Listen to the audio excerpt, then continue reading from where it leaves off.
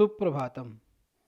प्रिय विद्यार्थियों, मैं मनोज शास्त्री अपने YouTube चैनल सरल संस्कृतम पर आप सभी का हार्दिक स्वागत करता हूं। प्यारे बच्चों, आज हम इस वीडियो के माध्यम से द्वितीय अध्याय को पढ़ेंगे, जिसका नाम है कर्मफल प्रधानम, अर्थात कर्मफल प्रधान होता है।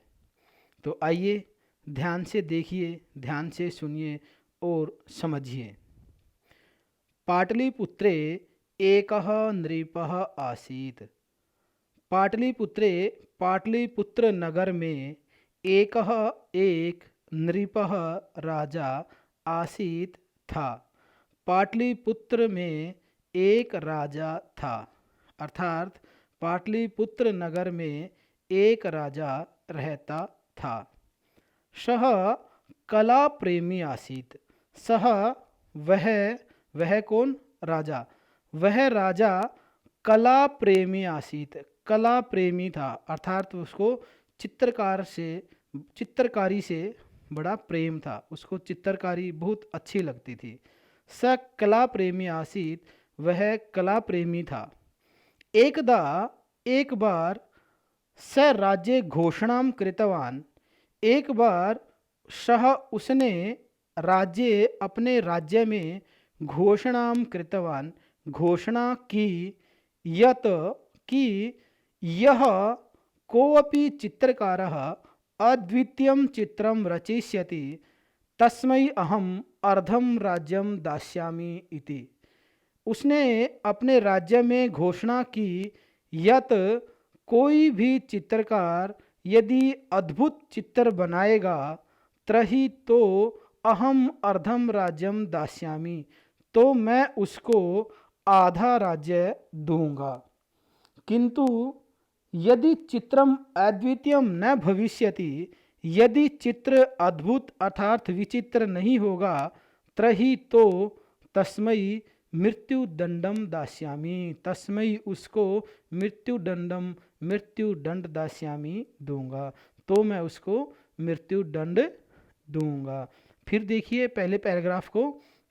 पाटलिपुत्रे एकः नृपः आसीत्। पाटलिपुत्र में एक राजा था। स कला प्रेमी आसीत्, वह कला प्रेमी था। एकदा स राज्ये घोषणां कृतवान्। एक बार उसने अपने राज्य में घोषणा करवाई, यत् कि कोऽपि चित्रकारः अद्वितीयं चित्रं रचयिष्यति तस्मै अहम अर्धम राज्यम दास्यामि इति। यदि कोई भी चित्रकार अद्भुत चित्र बनाएगा तो उसको आधा राज्य दूंगा।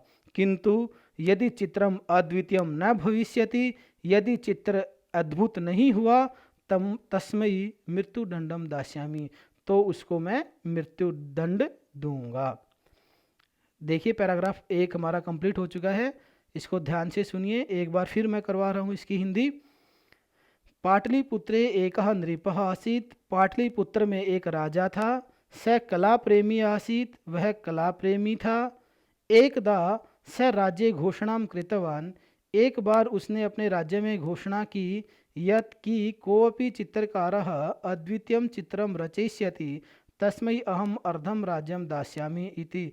यदि कोई भी चित्रकार अद्भुत चित्र बनाएगा तो उसको मैं आधा राज्य दूंगा। किंतु यदि चित्रम अद्वितीयम न भविष्यति तस्मै मृत्युदंडम दास्यामि, किंतु यदि चित्र अद्भुत नहीं हुआ तो उसको मैं मृत्युदंड दूंगा। अब देखिए दूसरा पैराग्राफ। नृपस्य घोषणां श्रुत्वा, राजा की घोषणा सुनकर कोऽपि चित्रकारः साहसं न करोति स्म। राजा की यह घोषणा सुनकर किसी भी चित्रकार ने साहस नहीं किया। सर्वेषां चित्रं कथं भवितुम् अर्हति, सभी का चित्र कैसा होगा। किंतु एकः युवा चित्रकारः चित्रं रचयितुं सिद्धः अभवत्। ध्यान से सुनिए अब यहाँ से। किंतु एक युवा चित्रकार ने चित्रं रचयितुं सिद्धः अभवत्, चित्र बनाने के लिए तैयार हो गया। किंतु एक युवा चित्रकार उस अद्भुत चित्र को बनाने के लिए तैयार हो गया। तस्य साहसं दृष्ट्वा सर्वे चित्रकाराणां मनसि संशयः आसीत्। तस्य उसका साहसम साहस दृष्टवा देखकर सर्वे चित्रकाराणां मनसि सभी चित्रकारों के मन में संशय आसीत, संशय था, संदेह था। सब उसका साहस देखकर सभी चित्रकारों के मन में संशय था। तम बोधयन एकथयन च, उसको संबोधित करते हुए उन्होंने कहा, अलम दुस्साहसेन, आप ऐसा दुस्साहस मत कीजिए, आप ऐसा कठिन कार्य मत कीजिए। वयम जीवन पर्यंतम अद्वितीयम चित्रम रचितुम न शक्वन्तः, हम जीवन पर्यंत ऐसा अद्भुत चित्र नहीं बना सके। त्रही कम भवान दुस्साहसम करोति इति, तो आप क्यों ऐसा दुस्साहस कर रहे हो। यदि भवतः चित्रम अद्वितीयम न भविष्यति, यदि आपका चित्र अद्भुत नहीं होगा, त्रही नृपः भवते मृत्युदंडम दास्यति, तो राजा आपको मृत्यु दंड दे देगा। फिर देखिए पैराग्राफ एक बार, सेकंड पैराग्राफ हमारा कंप्लीट हो गया। फिर देखिए उसको, नृपस्य घोषणां श्रुत्वा कोऽपि चित्रकारः साहसम न करोति स्म, राजा की घोषणा सुनकर कोई भी चित्रकार साहस नहीं करता है। सर्वेषां चित्रम कथम भवितुम अर्हति, सभी के चित्र कैसे अच्छे हो सकते हैं।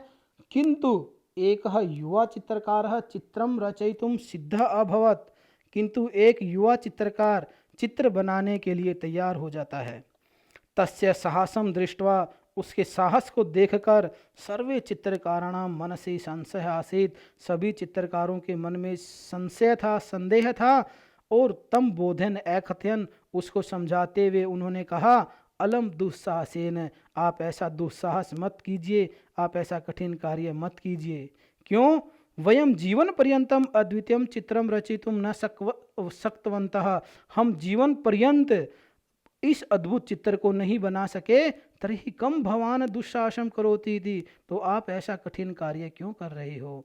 यदि भवतः चित्रम अद्वितीयम न भविष्यति, यदि आपका चित्र अद्भुत नहीं हुआ, विचित्र चित्र नहीं बना, तर्हि नृपः भवते मृत्यु दंडम दास्यति, तो राजा आपको मृत्यु दंड दे देगा। तो देखिए हमारा सेकंड पैराग्राफ कंप्लीट हो गया है। उम्मीद है आपको समझ में आया होगा। ध्यान से सुनिए, ध्यान से समझिए, बहुत अच्छी कहानी है, अच्छी आपको अच्छी लगेगी और समझ में भी आ जाएगी। तीसरा पैराग्राफ देखिए, किंतु दृढ़ प्रतिज्ञः युवकः तेषां वचनं तिरस्कृत्य राजभवनं गत्वा नृपं निवेदयन् अकथयत्। अब क्या हुआ, किंतु दृढ़ प्रतिज्ञः युवकः, दृढ़ प्रतिज्ञा लिए हुए युवक ने तेषां वचनम तिरस्कृत्य, उनके वचनों का तिरस्कार करके, उनके वचनों की अवपालना करते हुए, राजभवनम गत्वा, राजभवन में जाकर, नृपम निवेदयन, राजा को निवेदन करते हुए, अकथयत कहा। किंतु दृढ़ प्रतिज्ञा किए हुए उस युवक ने उनके वचनों का तिरस्कार करते हुए राजभवन में जाकर राजा को प्रणाम करते हुए निवेदन करते हुए कहा, हे राजन, हे राजन, अहम अद्वितीयम चित्रम रचयितुम शक्नोमि, अहम मैं अद्वितीयम चित्रम, इस अद्भुत चित्र को रचयितुम शक्नोमि, बना सकता हूँ। किंतु परंतु मम एकम निवेदनम अस्ति, कि मेरा एक निवेदन है। क्या निवेदन है। यत कि मह्यम एकम पृथक भवनम आवश्यकम, कि मुझे एक पृथक भवन चाहिए, एक अलग भवन चाहिए, एक अलग घर चाहिए। कैसा घर। कोपि तत्र न आगच्छेत, कोपि कोई भी, तत्र वहाँ पर न नहीं, आगच्छेत आना चाहिए। उस भवन में, उस घर में, वहाँ पर कोई भी नहीं आना चाहिए। वातायने द्वारपालः प्रतिदिनम भोजनम स्थापयेत इति। वातायने, वातायने का मतलब होता है खिड़की में ही, द्वारपाल है, द्वारपाल जो रक्षक होता है, प्रहरी होता है दरवाजे पर, वो खिड़की पर ही द्वारपाल, प्रतिदिन भोजनम स्थापयेत, प्रतिदिन भोजन को रख दे। षण मासाभ्यंतरे मम चित्रम पूर्णम भविष्यति, 6 महीनों के अंदर मेरा चित्र पूर्ण हो जाएगा। नृपः तस्य निवेदनम अंगीकृतवान, राजा ने उसका निवेदन स्वीकार कर लिया। तस्मै एकम विशालम भवनम दत्तवान, उसको एक विशाल भवन दे दिया। युवकः चित्रम निर्माणम कर्तुम आरब्धवान, और उस युवा चित्रकार ने निर्माण करना शुरू कर दिया। द्वारपालः प्रतिदिनम दिवानिशम, यहाँ तक एक बार दोबारा देख लीजिए क्योंकि यहाँ हमारा पैराग्राफ कंप्लीट नहीं हुआ। नेक्स्ट पेज पर है तो हम उसको बाद में पढ़ लेंगे, पहले इसको एक बार रिपीट कर लीजिए, ध्यान से सुन लीजिए इसको एक बार फिर। किंतु दृढ़ प्रतिज्ञः युवकः तेषां वचनं तिरस्कृत्य राजभवनं गत्वा नृपं निवेदयन् अकथयन् च। किंतु दृढ़ प्रतिज्ञा वाले उस युवक ने उनका वचन का तिरस्कार करके राजभवन में जाकर राजा से निवेदन करते हुए कहा, हे राजन, अहम अद्वितीयम चित्रम रचितुम शक्नोमि, मैं उस अद्भुत चित्र को बना सकता हूँ, किंतु मम निवेकम निवेदनम अस्ति, कि मेरा एक निवेदन है, यत् कि मह्यम एकम पृथक भवनम आवश्यकम, कि मुझे एक अलग से घर चाहिए, कोपि तत्र नागच्छेत्, वहाँ पर कोई भी नहीं आना चाहिए, वातायने द्वारपालः प्रतिदिनम भोजनम स्थापयेत, खिड़की में ही द्वारपाल प्रतिदिन भोजन को रख जाए, षण मासाभ्यंतरे मम चित्रम पूर्णम भविष्यति, 6 महीने के अंदर ही मेरा चित्र पूर्ण हो जाएगा। नृपः तस्य निवेदनम अंगीकृतवान, राजा ने उसका निवेदन स्वीकार कर लिया। तस्मै एकम विशालम भवनम दत्तवान, और उसको एक विशाल भवन दे दिया। युवकः चित्रम निर्माणम कर्तुम आरब्धवान, और युवक ने चित्र को बनाना शुरू कर दिया। द्वारपालः प्रतिदिनम दिवानिशम वातायने भोजनम स्थापयति स्म, द्वारपाल प्रतिदिन दिन रात खिड़की में भोजन रखता था। एवमेव कतिचन मासाः अतीताः, इसी प्रकार कतिचन मासाः कुछ महीने अतीताः बीत गए, इस प्रकार कुछ महीने बीत गए। एकस्मिन् दिवसे, एक दिन द्वारपालः प्रातः काले भोजनम स्थापितवान, एक दिन द्वारपाल ने सुबह सुबह ही भोजन को खिड़की में रख दिया। सायंकाले आगत्य दृष्टवान, और शाम को आकर देखा, यत् कि प्रातः कालस्य भोजनम तथैव अस्ति, शाम को आकर देखा कि सुबह का भोजन वैसे का वैसा ही रखा है। स अचिंत्यत, उसने सोचा, यत् कि व्यस्तता कारणात् स खादितुम न शक्तवान, कि व्यस्त होने के कारण वह नहीं खा सका। सायंकालस्य भोजनम तत्र स्थापयित्वा स ततः गतवान, और सायंकाल का भोजन भी वहीं पर रखकर वह चला गया। प्रातः आगत्य दृष्टवान, सुबह आकर देखा, यत् कि सायंकालस्य भोजनमपि तथैव स्थापितम अस्ति, शाम को आकर फिर देखा कि सुबह आकर देखा कि शाम का भोजन भी वैसे का वैसा ही रखा है।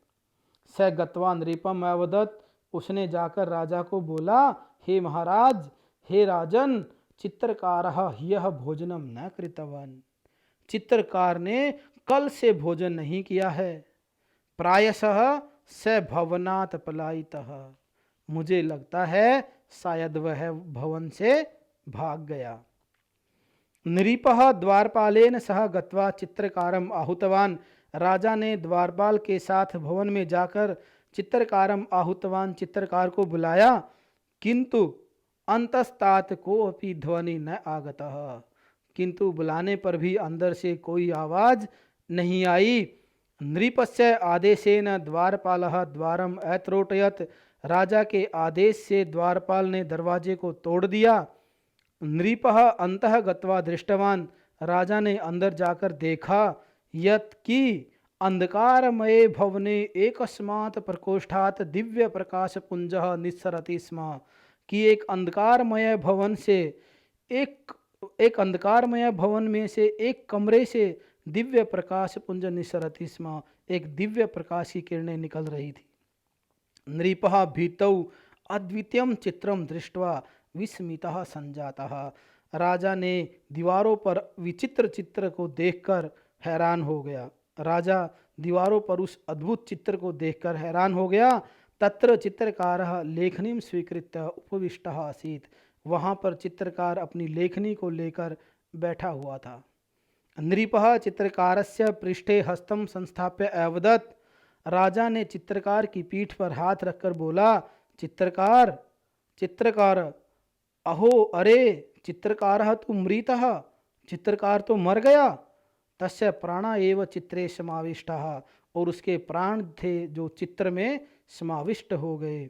नृपः अचिंत्यत, राजा ने सोचा, जीवने किमपि अद्वितीयं प्राप्तुं सर्वस्वं अर्पणीयं भवति, जीवन में कुछ भी अद्वितीय अद्भुत प्राप्त करने के लिए, विचित्र सफलता प्राप्त करने के लिए सर्वस्वम अर्पणीयम भवति, अपना सब कुछ अर्पित करना पड़ता है। जीवन में एक सब अच्छी सफलता प्राप्त करने के लिए, यश प्राप्त करने के लिए अपना सब कुछ त्याग करना पड़ता है, अपना सब कुछ अर्पित करना पड़ता है। अतः उच्यते, इसलिए कहा गया है, यज दान तप कर्म न त्याज्यम कार्यम एव तत्, यज्ञो दान तपश्चैव पावनानि मनीषिणाम। अर्थात यज, दान और तप, इन तीन कर्मों को न त्याज्यम, मनुष्य के द्वारा कभी नहीं छोड़ना चाहिए। कार्यम एव तत्, ये तीनों हमेशा करने चाहिए। कौन से तीन कर्म करने चाहिए? यज्ञ करना चाहिए, दान करना चाहिए और तप करना चाहिए। क्यों करने चाहिए? नेक्स्ट लाइन में देखिए, यज्ञो दानम तपश्चैव, यज्ञ, दान और तप, ये तीनों मनीषिणाम, मनुष्यों को, पावनानी, ये तीनों मनुष्यों के कर्मों को पावनानी, पवित्र करते हैं, उनको शुद्ध करते हैं। अर्थात मनुष्य के द्वारा यज्ञ, दान और तप कर्म को हमेशा करते रहना चाहिए, उन तीनों को कभी नहीं छोड़ना चाहिए, क्योंकि यज्ञ, दान और तप तीनों मनुष्य के कर्मों को, पाप युक्त कर्मों को पवित्र करते हैं। प्यारे बच्चों, इसके साथ ही पाठ 2 की हिंदी यहीं पर समाप्त होती है।